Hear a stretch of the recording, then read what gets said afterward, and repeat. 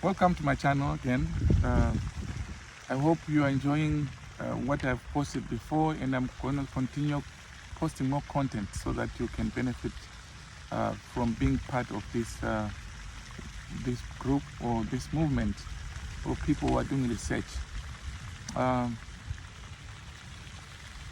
Like I said from the start, that research is not difficult to do, but it comes with a lot of stringent rules that we have to follow so that we come up with good research which can be very helpful to other people. So in this segment, I want to talk about defense proposal. Last time we were covering about how to come up with a research proposal, and I said this is a very good marketing tool for your project. This is where you're selling yourself to your supervisors or your supervisor. For those who are doing undergraduate, usually you are given one supervisor to supervise you, and they will tell you that they will either approve your research topic and your proposal, and then tell you to start chapter 1. But I'm covering today defense of the proposal, because for those who are doing masters and doctoral studies, usually most schools require that you defend your proposal. What do we mean by defense proposal?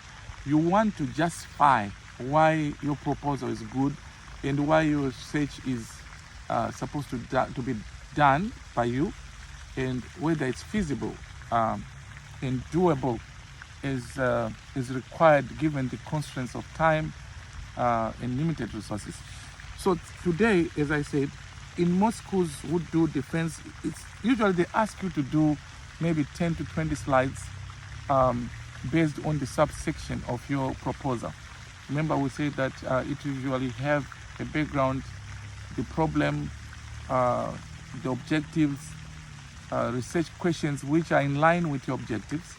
And then we also talked about limitations, delimitations, and all the subsections depending on your school. I'm not here to replace the format of your proposal from your school. So pay attention. Don't say that Dr. Machona told me that this is how it's supposed to be done. But part of being in school is to follow a systematic way of doing things, and to follow rules that are put in place by your university or your college. So in a research proposal or in your defense, this is an opportunity to justify why your study is necessary, because without that, people might doubt whether this is important. You must also justify how it's going to add to the body of literature. How is it going to add to the body of knowledge out there? If you can do that, then you've sold yourself well. It's like telling someone who's having a headache that if you take this medicine, is it gonna stop your headache, and how fast it's gonna stop your headache? Because if I'm having a excruciating headache, I don't want to take a pill that is gonna make me keep on being sick. Just like we say in applied research, we are looking at real world problems which needs answers or solutions. And part of our studies is to try to find those solutions so that maybe organization or your community can use your study as a way to resolve the problems that they're encountering. So if your study is not going to achieve any of that, why do we have to care about it? So we want studies that solve real world problems. So for example, if I'm trying to find a solution to young adults who are abusing illegal substances. Let's say I'm from Zimbabwe and I want to study that. I want to find solution. I might decide to say I'm going to use a questionnaire, maybe because it's better, because I want to use quantitative methods. So part of a proposal defense is to justify why I've chosen the method I've chosen, what the kind of participants that I'm going to involve, the sample size, what methods based on what is recommended by other scholars have I used so that my research or my study becomes credible, and also that it has all the rigor that it's supposed to have.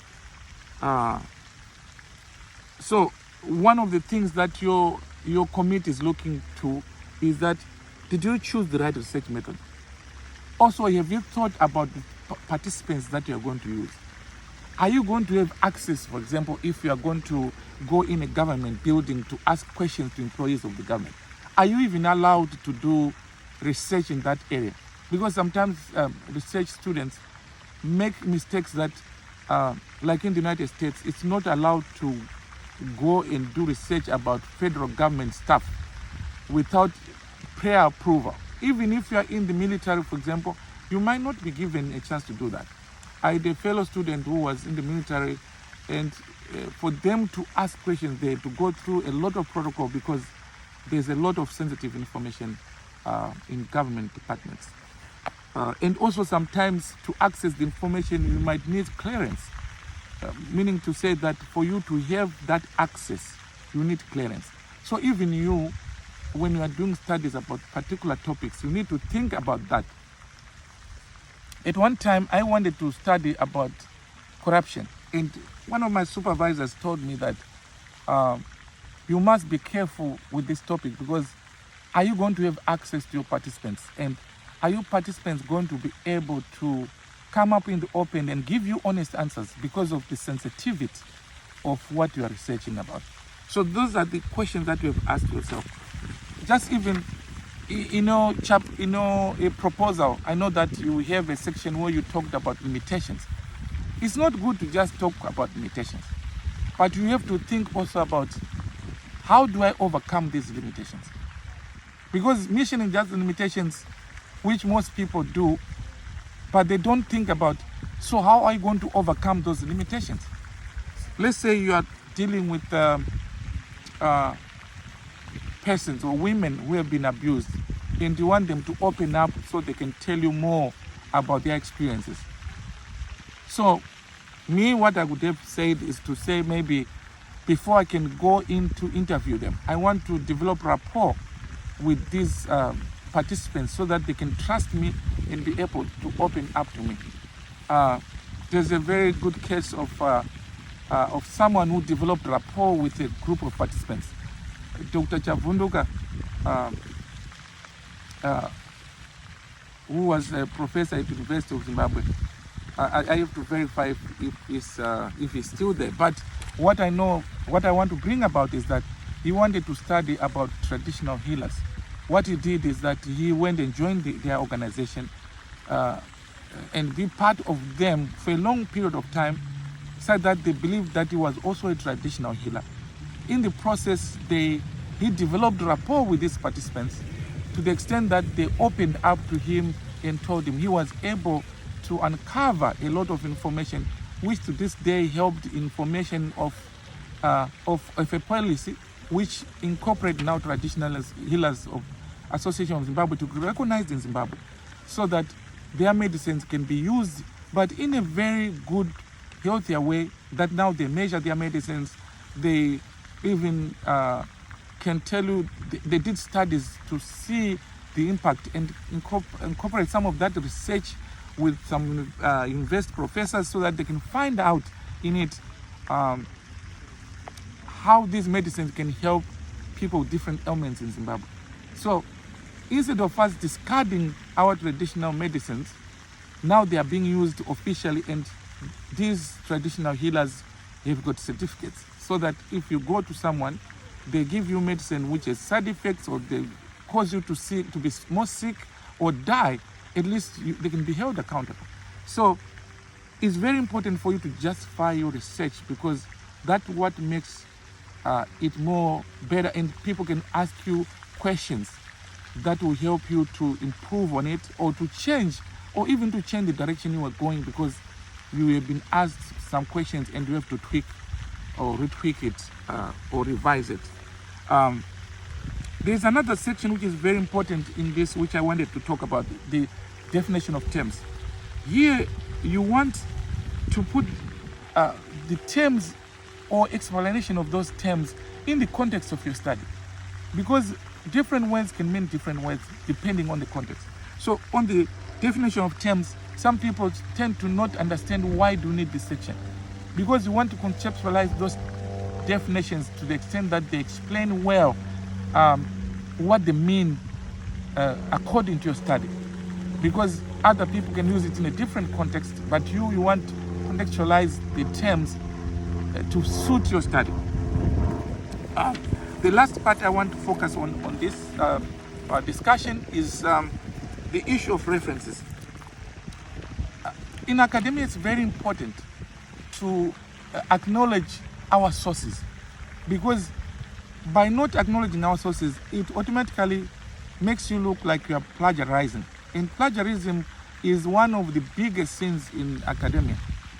In academics, we don't want people to take other people's words and assume that these words are theirs, because it just makes your work not credible. So I want to urge you not to plagiarize.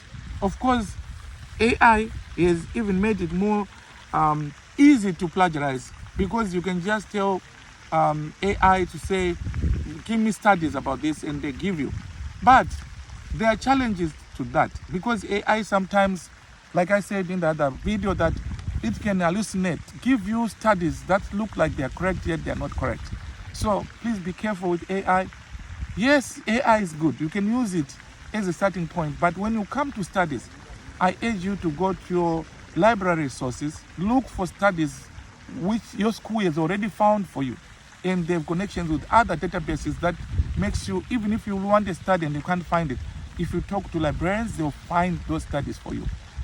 Also use Google Scholar, where there are authentic peer-reviewed studies which are a gold standard in research, so that you are not accused that you found wrong studies. Don't look for anything posted on YouTube, on YouTube, or things that are posted on Google themselves, because some people can put things there like they're studies, yet they are not studies.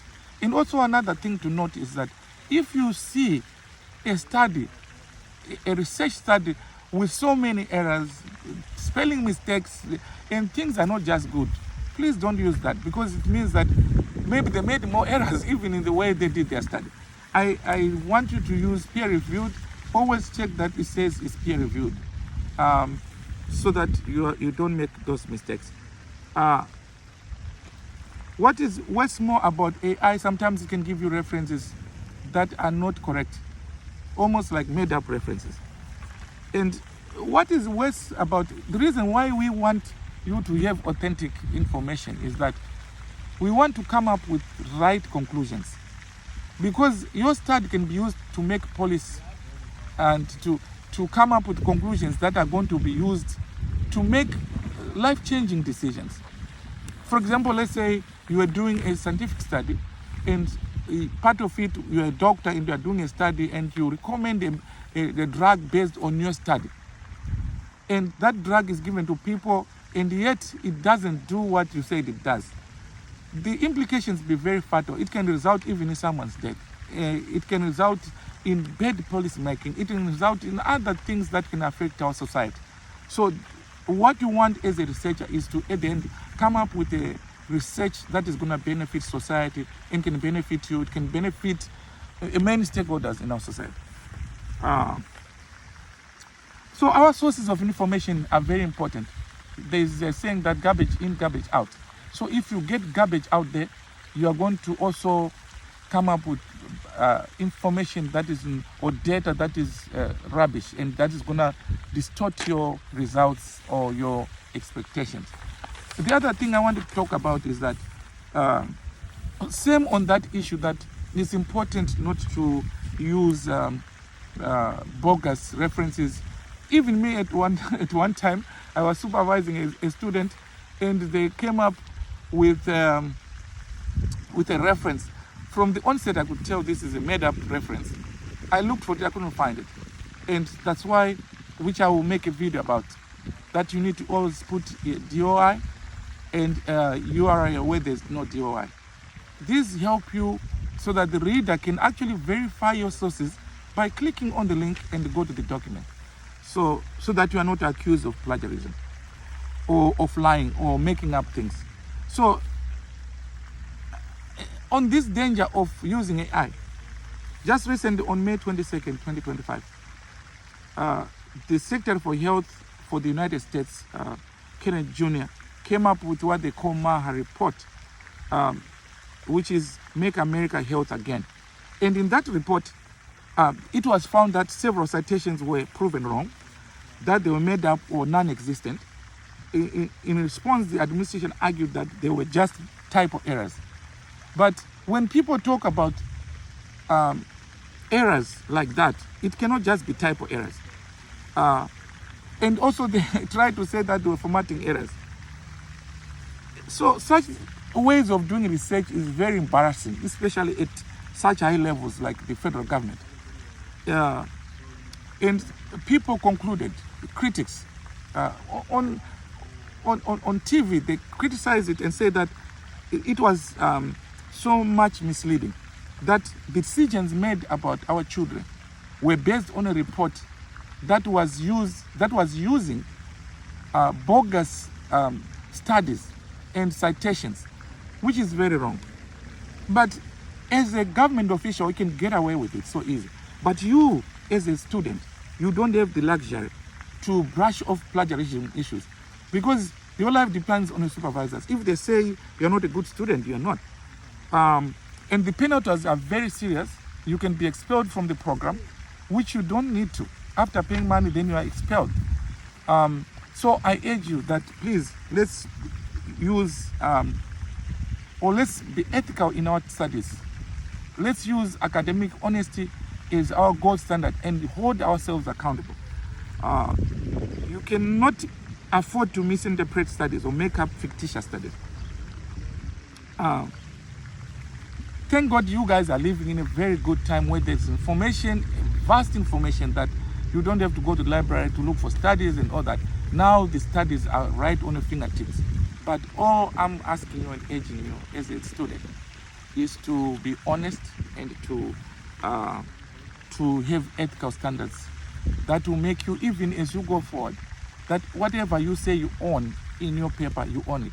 Such that if, for example, of course, these tools that we use for plagiarism sometimes can give false positive, meaning they can say that actually your work is plagiarized when it's not.